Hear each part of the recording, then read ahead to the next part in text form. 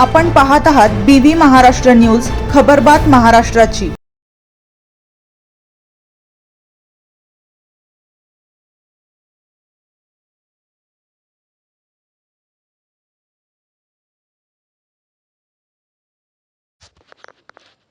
लेखी आश्वासनानंतर व पोलिसांच्या मध्यस्थीमुळे शिव पाणंदचे आंदोलन यशस्वी, तुर्तास आंदोलन स्थगित।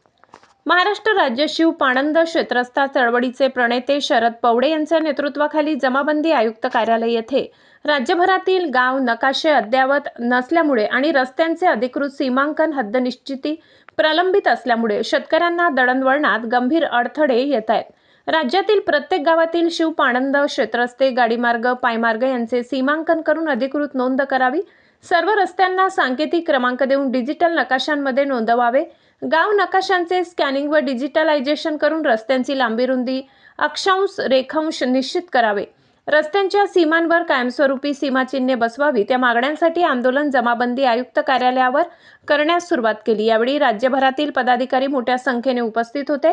जमाबंदी आयुक्त कार्यालयावर शेतजिथे रस्ता गाव तिथे समृद्धीची घोषणाबाजी सुरू करत पेरू वाटप आंदोलनाला सुरुवात करताच बंड गार्डन पोलिसांनी चळवळीच्या पदाधिकाऱ्यांशी चर्चा करत जमाबंदी आयुक्त शैलेश नवाल यांच्याशी बैठक लावण्याचे आश्वासन दिले। यावेळी तात्पुरते आंदोलन थांबवत आयुक्तांसोबत शिष्टमंडळाने चर्चा करून शासन निर्णयांची प्रत्यक्ष अंमलबजावणी होत नसल्याची आयुक्ताकडे तक्रार केली। यावेळी आयुक्तांनी तातडीने कार्यवाही करण्याचे आश्वासन दिले। प्रत्येक रस्त्याची नोंद ॲपद्वारे आपल्याला करता येईल, त्यामुळे ऑनलाईन तक्रारी करता येतील। त्याचबरोबर राज्यातील नकाशावरील रस्त्यांना सरसकट सीमांकन करून हद्द निश्चित करण्यात येईल। ज्या ज्या ठिकाणी प्रलंबित प्रकरणे जास्त आहेत अशा ठिकाणी मनुष्यबळ वाढवू असे आश्वासन दिले। त्यानंतर 1 महिन्यात कार्यवाही झाली नाही तर पुढील आंदोलनाची दिशा ठरवू असे महाराष्ट्र राज्य शिव पाणंद क्षेत्रस्थ चळवळीचे प्रणेते शरद पवडे यांनी जमाबंदी आयुक्तांना पेरू वाटप करत असताना प्रसिद्धी माध्यमांशी बोलताना सांगितले।